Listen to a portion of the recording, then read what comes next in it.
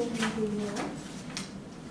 I'm bringing you Odisha, a southeastern state of India, to talk about the indigenous people's perspective, especially women.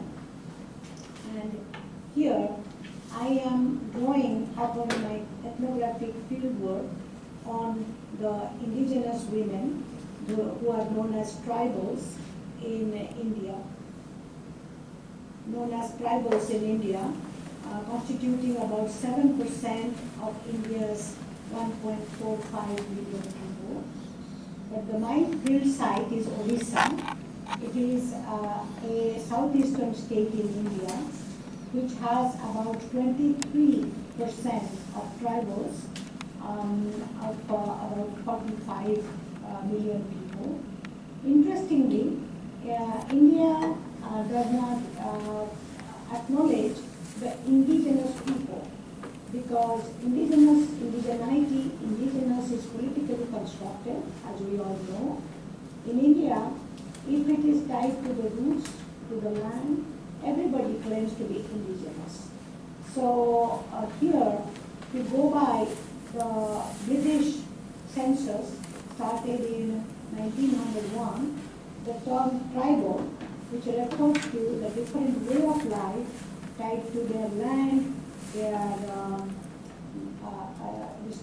resources like mountains, forests, the air, the wind, the land. So that's kind of their identity, and they are known as tribals, and they are politically defined by the British, and still India, even after decades of independence, that is, India still follows that terminology, that term, tribal. So in this paper, I'm going to bring you 3 different case studies and talk about how indigenous people, especially women, they are partnering with their natural resources, the mountains, the forest, the water resource, to fight against development and technological development, especially development in the name development tied to technology extraction economy. So the dominant model of development, as we all know, is very anthropocentric, and it's called tied to Anthropocene, that carbon economy is now the driving force, as we all know, all over the globe, and tied to extraction economy. It is not the question of what we have above the land, but now throughout the world, that a new kind of colonialism is emerging, that's kind of going after these natural resources under the soil, whether it is in the mountains or in the forest or in the kind of, in the environment, affecting the climate, as we all know. I'm not going by statistics, as we all know, the devastating impact on the climate and all the living beings. So if we are referring to the carbon economy, extraction economy, that we really need to look at modernity. So how is tied to modernity? In order to modernize ourselves, that's the way that is been defined, that's the way to go. So Max Weber's notion of modernity brings about the disenchantment of this modern world. But interestingly, that disenchantment has not happened. That if we look at the kind of the majoritarian development model, so Bruno Latour has long argued that this disenchantment never happened, and the everyday political philosophy of the 19th century is, as Keynes understood very well, an enchantment just as powerful as any other mythology. So it is the enchantment with modernity is presented as a truthful description of the world as fact, not fantasy. So what stories do we need to say in order to dispel that model or in order to think of an alternative. So think of an alternative to this dominant narrative. And the conference, that your conference every year emphasizing is on that alternative model, that kind of alternative storytelling, so that at least we become more and more conscious and aware that there is a sense of hope and there is a sense of promise outside this extraction economy. So this whole notion of nature versus culture, human versus animal, the binary, that it's so prevalent in our society. And I'm talking about in our society, means of course in the United States, but the rest of the world is not, is totally in the shadow of the United States economic model. So when animal rights activists, political activists, they talk about animal rights, we see that this is very much shadowing or very much kind of emphasizing on the same human-centric development, that in the name of protection of animals, it kind of authenticates the dominant political narrative, as for example, animal rights, religious rights, and this politically motivated ideology. I wanted to give one example here, just to make my point, that the Hindutva, or the very much the Hindu dominant ideology referring to cow as sacred, at the same time that not caring about the animals, not as kind of, not from the point of view of this kind of, the source of existence, which fertility or the sacredness, but rather it is used as a lip service. So that the new story we hear, that very much kind of, everywhere the statistics is how our mountains, our glaciers, our water resource, how they are receding, they are depleting, and then there is a kind of a justification of pilfering these resources in the name of eminent domain. That in technology-driven, profit-driven corporate initiatives, humans are seen as the saviors, and especially the ones with power, both massive power and material power. So what is the alternative narrative? Here, I'm going to bring you to my specific, my field work, and tell you about kind of what's the background, what's kind of happening, and what is the protest, and how there is a kind of a movement going on to protect the mountains, the forest resources, and partnering with the mountains, and also as an alternate model, not as binary, rather that we humans are the products of the nature. So it is incumbent upon us to protect the nature even for our own survival. So Odisha holds 50% of India's bauxite reserves. I'm from that state. I live in the United States, but I do my research in my home state in Odisha. So that the major deposits of bauxite in Western Ghats, the districts Koraput, Rayagada, Kalahandi, like the southwestern part of Odisha, 22.95% of the state population are tribals.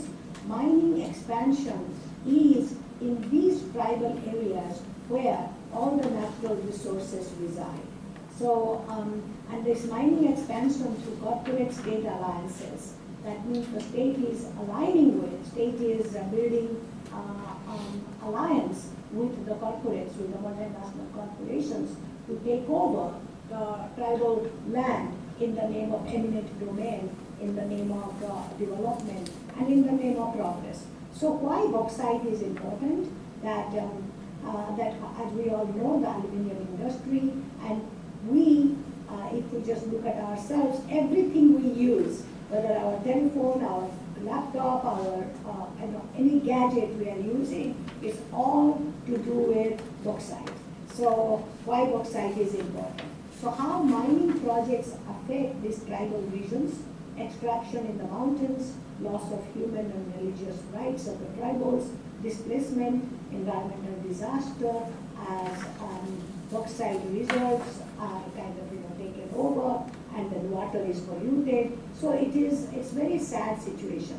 I have been working in this area for the last several decades. I have worked on the people's protest against bauxite mining in the sacred mountain of Niyamagiri, which became a kind of an international news that the people of Niyamagiri, the Koans, they successfully fought against mining, and they went to the Supreme Court in 2013, and the Supreme Court verdict was that it depends on the people's voice according to the Forest Rights Act in 2006 that to decide whether they want to have mining. So the state of Odisha chose 12 villages to do the village council, to do the kind of Poli Sabha of village council in order to get the verdict, whether they want mining or not. The state was bribing the people, and there was a lot of coercion going on, and the 12 villages were chosen. The women were in the forefront fighting against mining. And interestingly, in 2013, all the 12 villages, every single member in these 12 villages went against mining, unanimously voted against. As a result, that the Supreme Court verdict was not to do mining. It was a huge kind of, I would say, defeat for the state of Odisha and for the multinational corporation Vedanta. But interestingly, that since 2013, the corporation, multinational corporation and the state has not stopped. And now the state and the country, they have the same political party. It's called the double engine. So this kind of Bharatiya Janata Party. So as a result, the state and the nation, as well as they are building up this kind of an art hand in hand with the multinational corporation Vedanta in order to do mining, bauxite mining around the area, around the Niyamagiri. So a new movement is coming up now called the Sijimari Hills, which I am talking about here. So the Sijimari Hills, which again is also known as the bauxite resort, located between Kalahandi and Raigada district. Dense forest ecosystem, also known as the sacred and cultural landscape for the Adivasi, for tribal communities. Proposed mining by Vedanta, a multinational, and its subsidiary Maitreyi company. Am I audible to everybody? Yes. Thank you. So why are women the frontliners? And here we see that they are the ones that, along with men of course, but partnering with mountains and developing strategic defense. Interestingly, that here Mari is the mountain, is the mother, and Giri, Niyamagiri, is the father, and Mati, the soil. So for the Adivasi women, the forest is not a resource for extraction, it is ancestor, identity, and the king. Their resistance is affected because it is driven by a maternal and ancestral duty to protect the life giver from the destruction of mining. Because if they realize that, interestingly, unlike the disenchanted modern people in the world, that for them, their identity is tied to the mountain. Their identity is tied to the forest, and it is expressed through the rituals, through their textile, through their art and architecture, so on and so forth. I'll be happy to answer any question on that. So, and then they are the ones that kind of fighting against the state, that they are known as the Maoists or the leftists or the criminals. So they are fighting that in order to justify their claim or their affinity with the mountain, and they say that if our mountain is gone, we are gone, because that's our ancestor, that's our identity. So in the voice of an Adivasi woman activist, that just very recently, in April 2026, when I was visiting this area, that January 2026, that in India we write the date first and then the month. So for us, Sijimali, Niyamagiri and Majinmali are not just mountains filled with minerals. They are living spaces that carry the spirit of our ancestors. These forests and hills are part of our lives. Outsiders cannot come and claim them as their own or sell them like property. These are gifts of nature. We the Adivasi people, are their protectors. Our struggle is not only for land, it is for our livelihood, our forests, and the balance of nature. We'll continue this struggle to protect them. So here, when the women are asked that why, because their logic is that we don't exist if they don't exist. So how women are expressing their dissent and how their rights are curbed, that they are carrying nightly forest visual, counter surveillance. You can see on top of the hill, they have this huge tent that thousands of women are sleeping there the whole night, so that way they would not allow any intruder coming in. So, and this is that to monitor police, company, and the gundas. Gundas means the hooligans or the hired criminals. So this is reverse surveillance. While the authoritarian state tries to watch the women watch the state. By guarding the forest at night, they intercept the clandestine arrival of mining equipment or security forces, turning the site of potential extraction back into a site of communal control. So and they have built shelters. Sangawadi is the village, frontline defense. The makeshift shelters at hill entry points. These are observation posts. Positioned at entry points, these shelters serve as the first line of defense against the curbing of rights. They physically block the path of mining companies and provide a 24/7 human presence that makes it impossible for the hired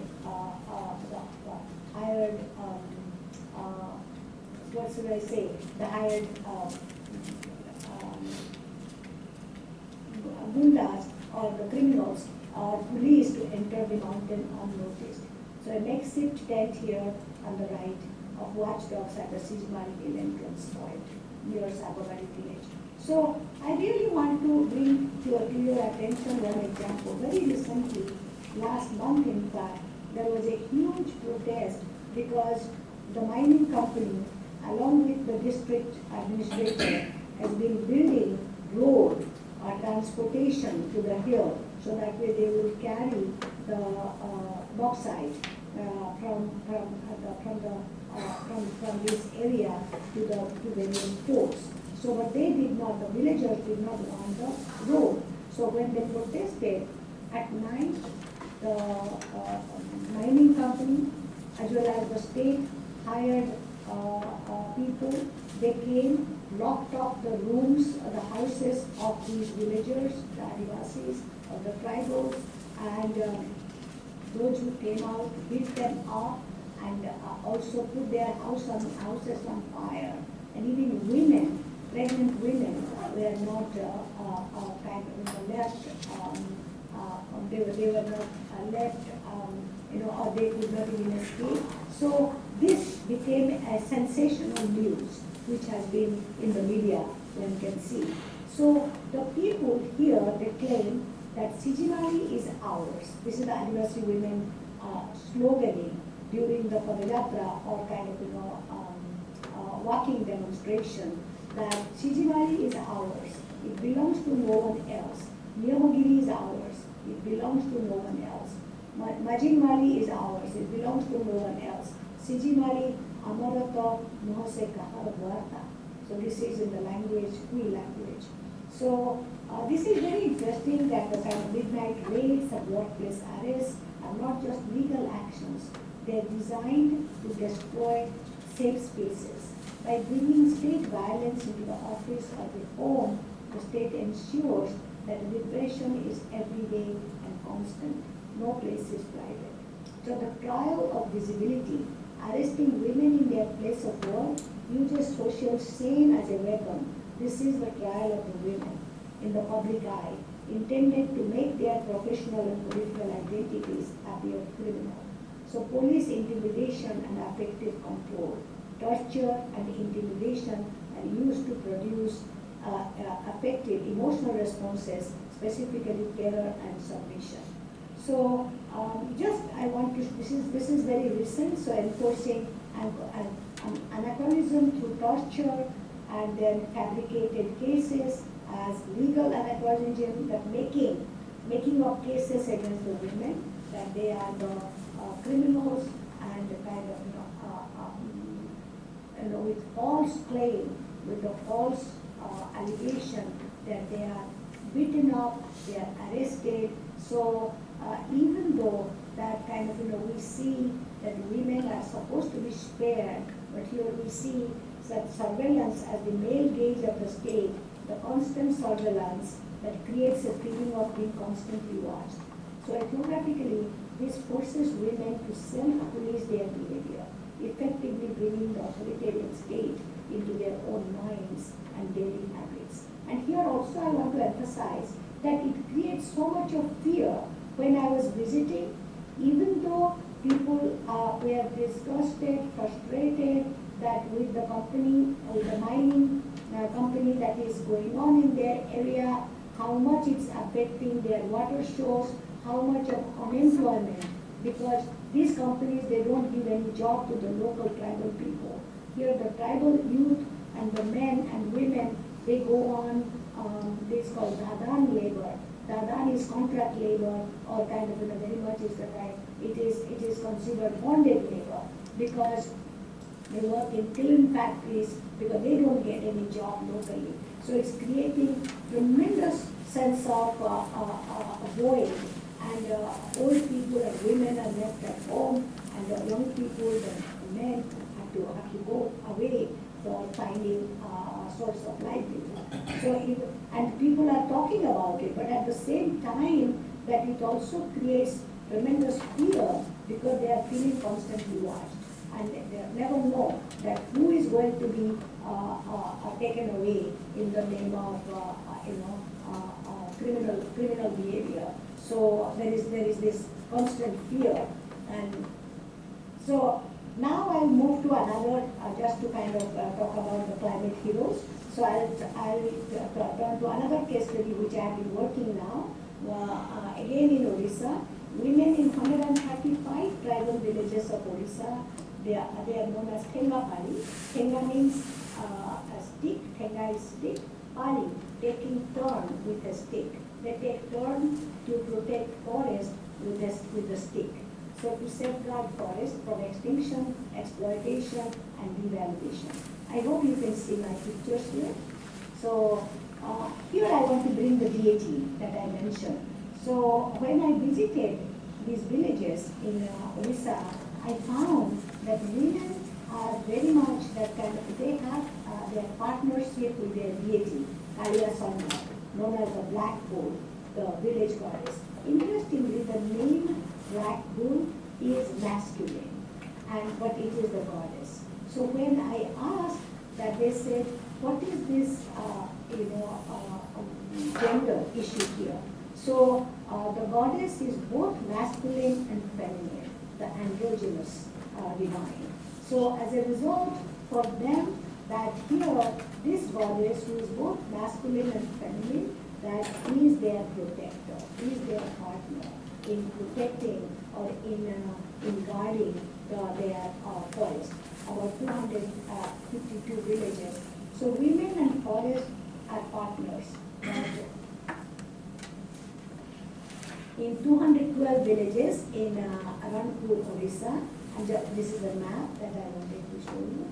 So women of Ranpur with the goddess, when I was visiting. So these are the women who do the, who protect the forest, who go to the forest in order to watch it so that there is no logging, Even they say that, interestingly, they say that the forest guards are the biggest thieves, that they are the ones who steal or who rob the forest of the valuable wood. So this woman here on the left that you can see her name is Chetta. She is the present president of this organization that holding that Mahamaninath Suraksha Samiti.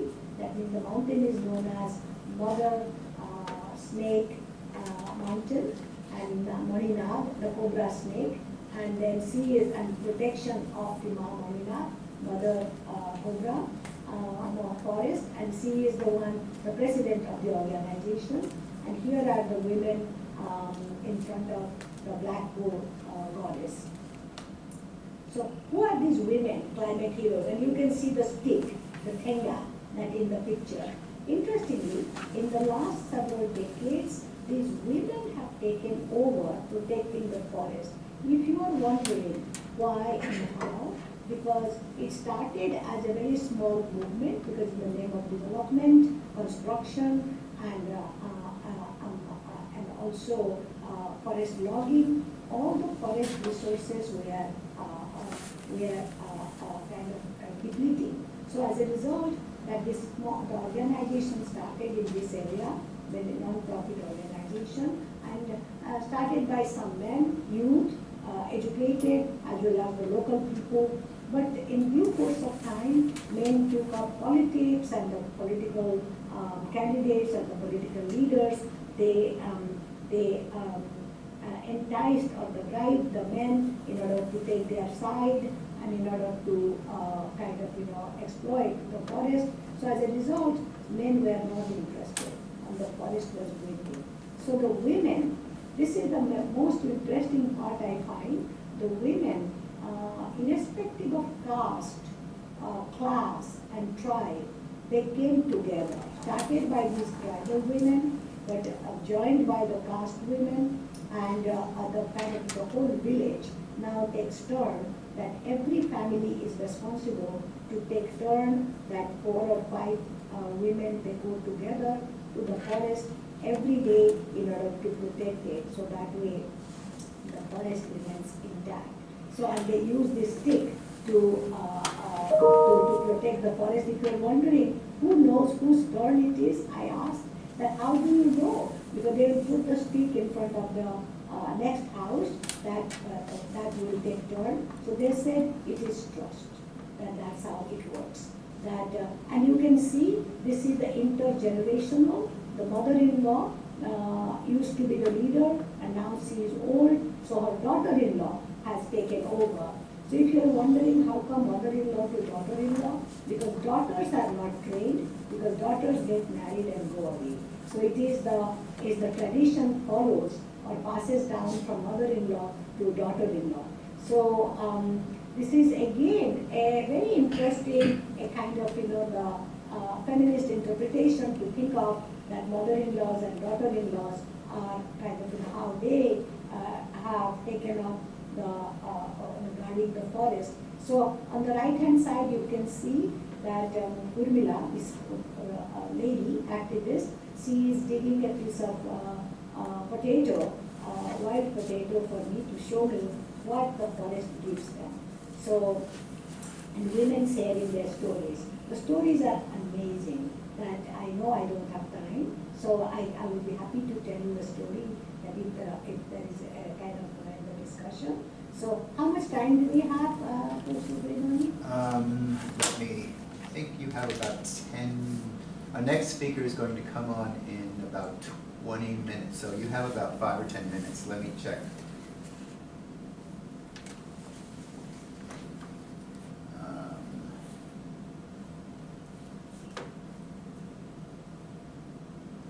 Yeah, you have 5 minutes.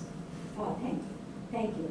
So women are sharing the stories, and the stories are amazing. One story I just want to say quickly, that they were telling me that how the loggers, with the help of the forest guards are the government appointed people, that they had cut down a tree. So these women are very sweet talkers. They don't fight or they don't use any armament or so what they did, they guarded, they went and saw the log that the tree had been cut down, they guarded it. When the loggers came in, they said that, oh, we have already cut it. The forest people came in, they said, now since it's cut, it's ours. They said, how come? It belongs to us, our village. We must find out who did that. So they believe in the public shame. So shaming, so even these women are hardly literate. These women, they kind of, they stood up against these forest officials. That one of the forest officials happened to be a tribal woman. She wanted to show her power. She said, hey, to these women, why are you protecting, why are you, so adamant about,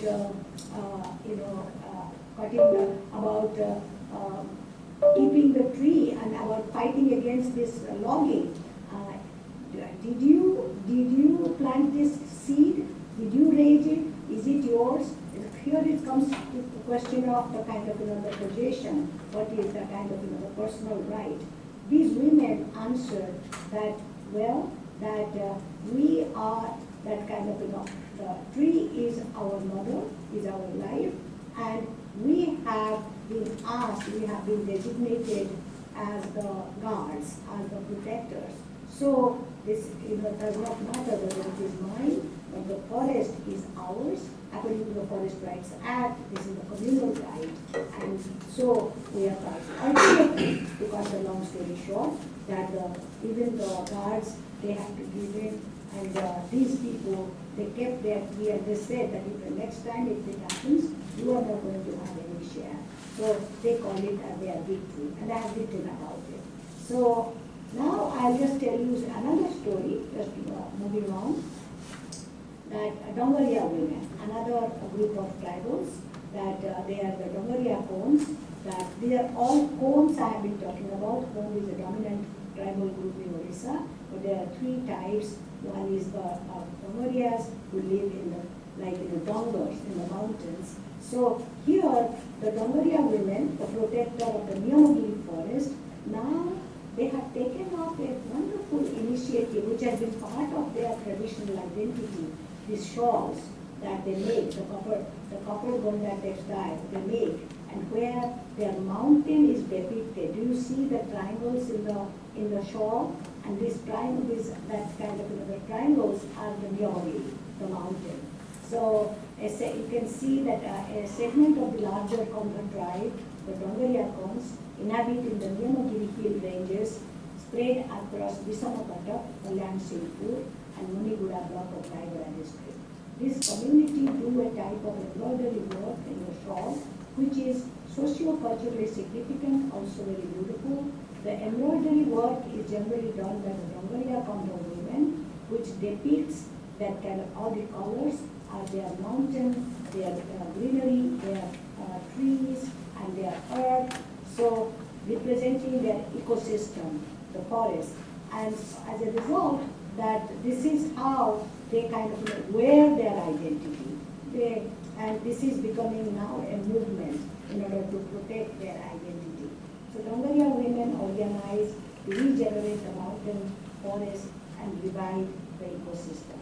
So this is where I would love to end my presentation.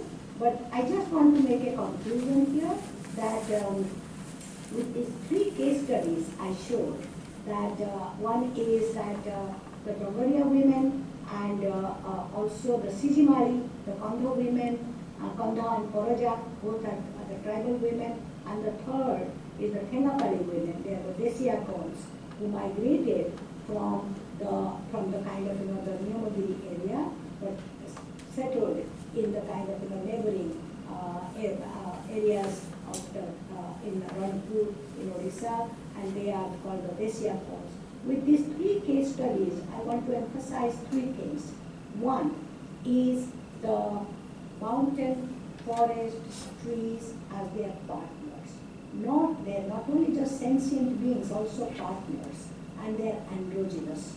So the androgynous identity, and as the partners, they have a voice, they have a say, and their resistance becomes the women's resistance. That's what I want to emphasize. And they realize, the people, the cones, that the three groups, they realize that the kind of, without their partners, their life is in jeopardy. So that's, and the kind of this greater domain, the kind of dominant domain, the profit-oriented extraction economy do not make any sense to them. They find it very partial, very inadequate, and very much against their own philosophy, their way of life. And second thing, that I emphasized on the women, it is not a question of women versus men. And I am not trying to establish a kind of competition or a kind of a conflicting narrative, but rather I would say, because of the life experience of women, that they take it upon themselves to protect, so that because of their life experience working with the in the mountain, and as part of their everyday life.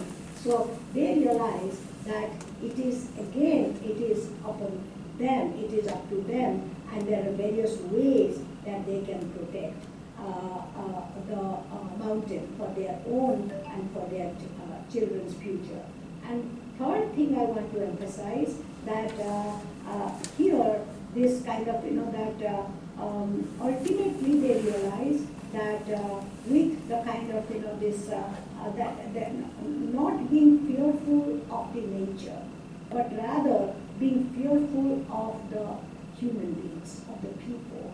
When I ask them whether, are you afraid going to the jungle, because they will see all kinds of animals, all kinds of fearful beings, they said, no, we are never afraid of the other animals or other lives, other beings, but rather the human beings.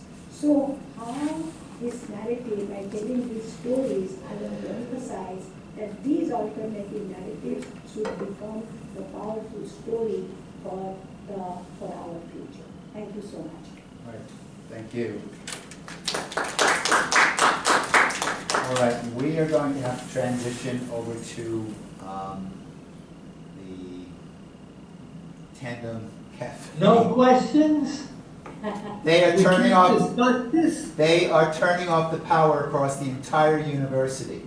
So I'm moving everything over to a cafe that I've talked to the owners, and we're going to have about a 10-minute break while we walk over to the cafe, and then we can have our questions.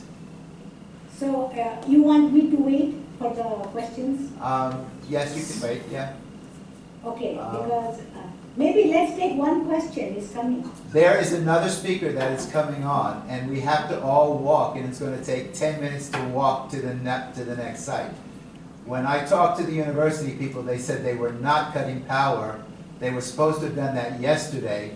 They didn't do it yesterday, and I got notice around 2 o'clock today that they're cutting power at 3:15.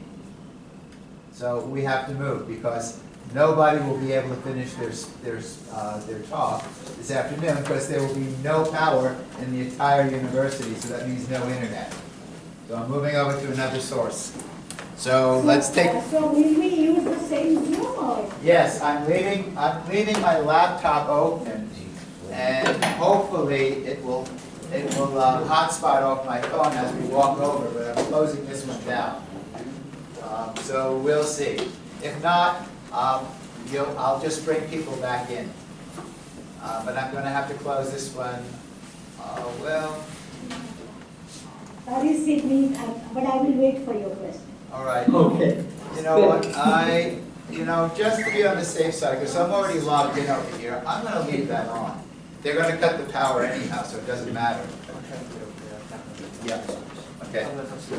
All right. I'm going to leave that on, and hopefully get to the other source before they cut the power.